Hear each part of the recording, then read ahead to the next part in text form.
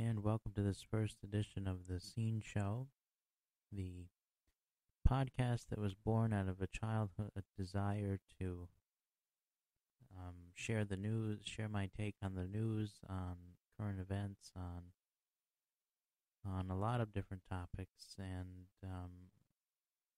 the the origin of the name The Scene Show came from when I was a kid. I would take the old-fashioned tape recorders and record and pretend that I was on the radio, and I would often play music or do other things, do interviews. Maybe I would pretend that I was interviewing a famous person, which was a possibility, and that was the show, and that was how I did it back then as a kid. Of course, nobody ever heard those things other than my parents. And so I sort of see this podcast as an opportunity to get to realize some of those childhood dreams and some of those um, those childhood things that we do, and it's just such a creative thing, and I hope to be able to do that. So let's get started. Now, I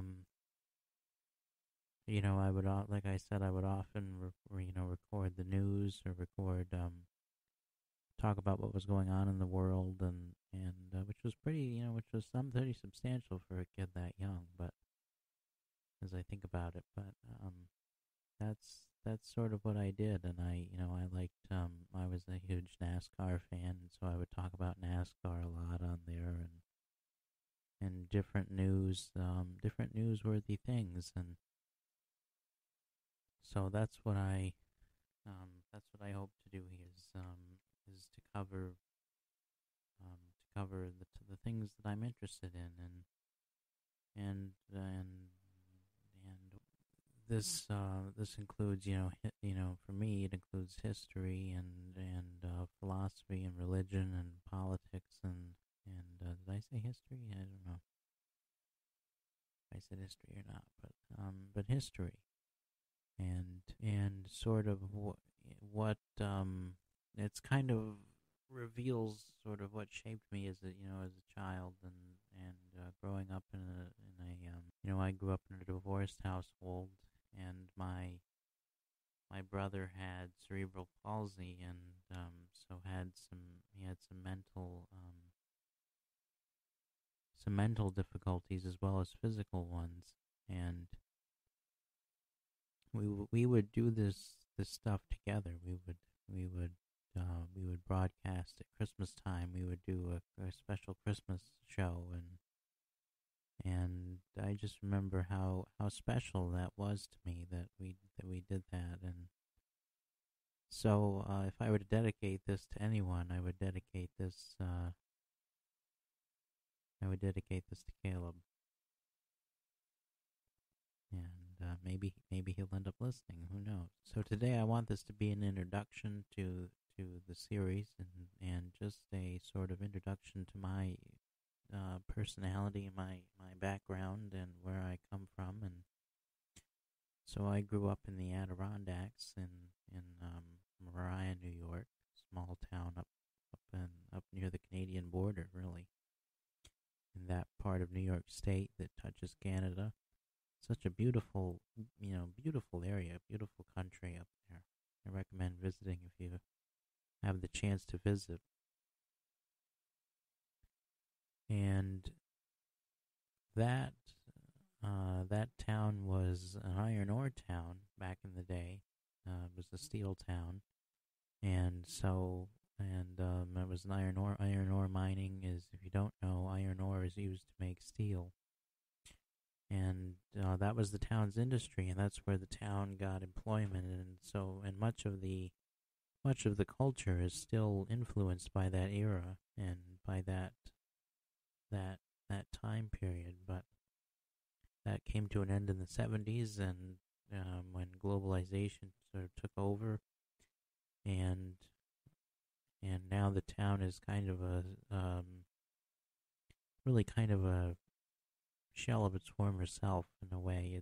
It's economically depressed, and it's kind of sad to see that these towns and villages they go economically destitute like that. But that's the case in a lot of places around the country with the former steel mills and that's the that sort of thing. So that's where I grew up, and I developed an interest at a young age for history, and that began in my seventh grade English class when the professor or the teacher was going over the American founding, and I just remember becoming so taken with that and just falling in love with the subject area and becoming so passionate about history. And I joined the history club in school, and was the treasurer of that, and went on to major in history in college. And so I hold a bachelor's degree in history from Siena College. And now I'm working on a master's in philosophy, Catholic philosophy, and getting ready for the priesthood. And so the hope would be to finish that master's degree this year and then go on to study theology in the future. So I do come from a religious background, from that perspective of faith, or that Catholic perspective, and probably a lot of my guests that I will end up having on this show will indeed share that persuasion, but maybe not, and we will see where it goes. So we'll take a quick break and be back with more after this.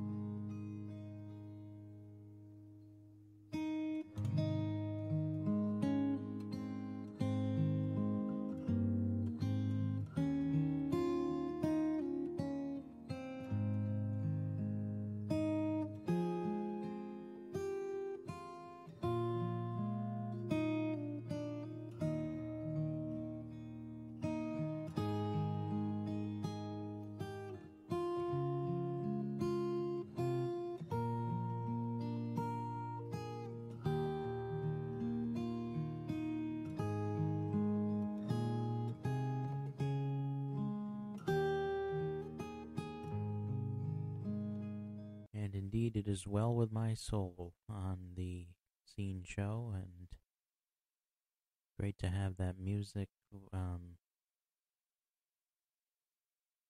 provided by Josh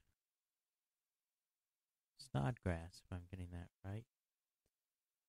And so much shout out to him and his willingness for letting us use his music in this show. I intend to talk about a variety of things on the program, and current events, history, things like that, and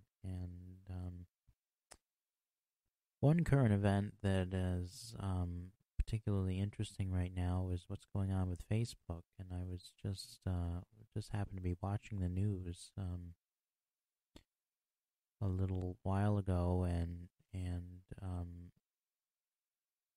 a Facebook employee, a former Facebook employee, testified before Congress today, and it was very interesting to watch that and um, to get that perspective on Facebook and Facebook has come under fire recently because of reporting of its negative influence on the mental health of teenagers, particularly teenage girls, and intentionally leading them to content, that is tailored towards bulimia or anorexia or body image issues. And that's sort of a topic that's near and dear to my heart, because of my own mental health struggles and what it's like to struggle with the self-image and depression and anxiety and those types of issues. And this coming on National Mental Illness Awareness Week, which began Sunday and will end on Saturday. And so, in this beginning episode, I wanted to call your attention to that and pray that you will just take it to heart, or maybe take it to prayer, or just take it to praying for those who are struggling with mental illness, for those who are just a prayer for those who are struggling with mental illness or addiction or anything like that. And the topic that's dear to my heart after my own struggles with mental illness, having been hospitalized even a year and a half ago for a nervous breakdown, and having that happen, and was 2020 was not my banner year, but thanks be to God, things are looking up now. And so that would be my request, is to just not only to pray, but to think about reaching out to someone who's struggling or someone in need, maybe in your church congregation that that is struggling and could use could use a helping hand, could use someone to come alongside them and disciple them and to encourage them. I was very fortunate in my recovery journey to have a group of women that I attended prayer with, and they really helped me to get right with the Lord again, and to move on from that dark time.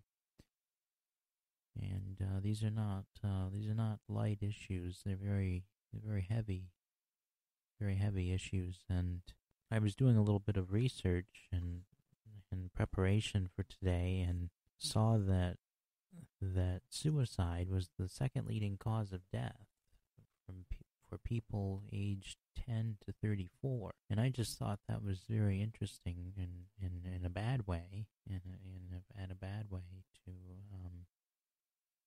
learn that, having been in that point of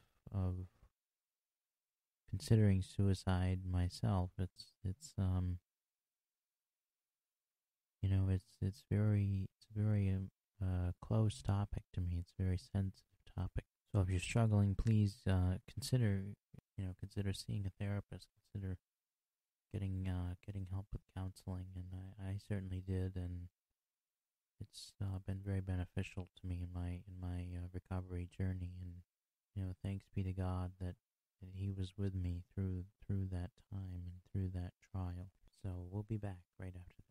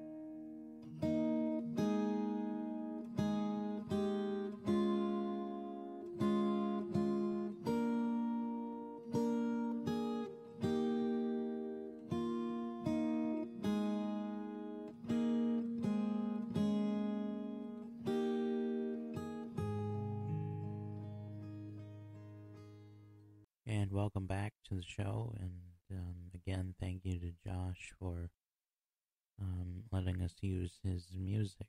And it's such a blessing and a gift to hear that. And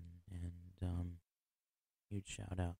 Music is one of the things that I'm passionate about. I love old country music in particular, and I've written a few country gospel tunes, and it's just a joy to listen to that. And so thanks again. And one other to sort of segue into a more lighthearted piece of news. I've been following the current Jeopardy run by Matt Amodio, and I found that to be very impressive to watch. And I know some people have claimed that it's getting kind of boring watching him play, but I think it's something to maybe my history nerd is geeking out, but it's interesting to watch someone break records like that, but he's got a long way to go. He's second all time currently right now, and he's got a long way to go before he ever touches the record by Ken Jennings of 74 games. And I don't know. I didn't think anyone would ever touch that after watching James Holzhauer go for it a couple of years ago. I didn't think anybody would ever touch Ken Jennings' record, and so maybe Matt will end up doing that. And I want to say that Mayim Bialik has done a good job as host, and I appreciate her contribution to the show, and of course nobody can ever replace Alex Trebek, but she's certainly been an enjoyable host. She has a podcast, and I'm blanking on the name, but she has a podcast, and so that might be worth checking out. I watched a part of her podcast with Will Wheaton when they were talking about depression, and that was an interesting time. And the one thing that he said, one thing they both seemed to agree on, was that having both struggled with depression, that it's okay to not be okay. And I think that's crucial, is that you have to allow yourself to feel the sadness, or to feel the emptiness, and you sort of journey through it. No feeling is ever permanent. Our emotions come and go. So it does get better with time, with the willingness to take steps to do it. And a couple of those things for me was, number one was journaling, and just being able to write about whatever I wanted to write, kind of like this podcast. I can talk about whatever I want to talk about. Having that out to channel your feelings, and to just get it out there. And I know one big proponent of journaling that I found as of late is actually John Cena, the former WWE champion, and now he's transitioned to Hollywood, following The Rock's footsteps. But it's interesting when someone who has that sort of vision of being a tough guy and ends up journaling is really good. And I believe he's written a couple of books on it. Or one I think is for children, and the other one I think is for adults. Perhaps I'll find more information on that as we go along here. But I know John was on the Ellen DeGeneres show a couple of months ago, and he talked about his own struggles with mental health and going through a period of depression. Actually, I know, speaking of The Rock, I know he's gone through a period of depression in his life. So everybody struggled. Michael Phelps was another one, and so it's important to realize that you're not alone in that struggle by any means, and by any stretch of the imagination. And there's a lot of support out there for these types of issues, and therapy is a rewarding experience if you have the right therapist. So yeah, so that's definitely. There's also BetterHelp.com. Is seems to be pretty good from what I've researched. It seems to be a good resource. They go through and they ask you a bunch of questions. They try and I like it because they try and tailor your therapy experience to your own life, and they ask you. One of the things that I liked in particular was they ask you if you would like religious based counseling or not. They have options for that, and I appreciated that. And so I would maybe they seem to have low cost and affordable options. I would recommend that if you want something that's not the conventional therapy. But if you want to get hooked up with a convention, with the traditional way, is that you would talk to your primary care doctor, and they would refer you to a psychologist that they think is reputable. And I happen to be fortunate to have that help and that connection to the Diocese of Albany, of which I am a part, and they've been really good and supportive in getting me back on my feet here these last few months, and it's just been a blessing to work for the church in this environment here in Hudson, New York, and at St. Mary's Church in Hudson. If you're familiar with that, or if you're in the area, St. Mary's Church in Hudson is a good solid Orthodox Catholic church, and that's Orthodox with a lowercase c, in case you're wondering.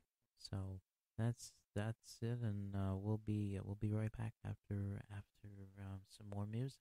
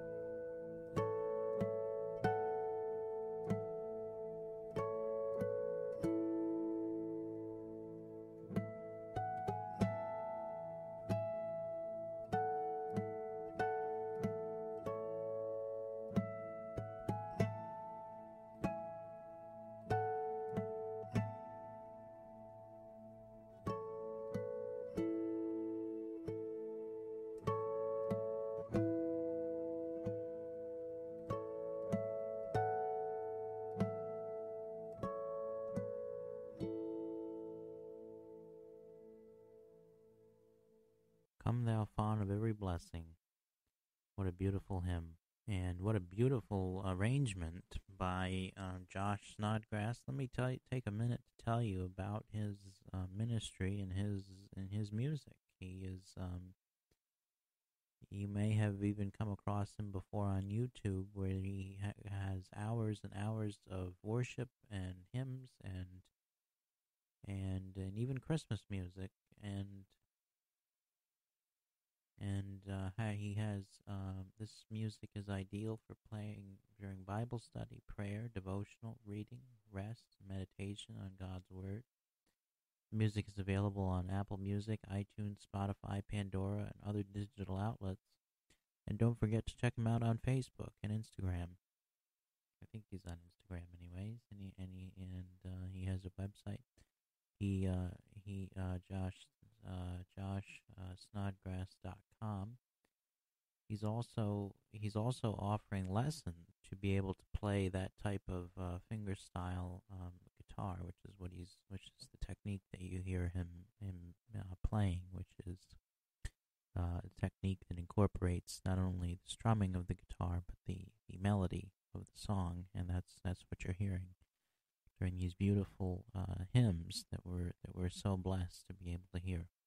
So we want to thank him for allowing us to use his music and to broadcast it to you, the listener. And so that's all for this time. And join us next week when we interview my dear friend and colleague here in Hudson.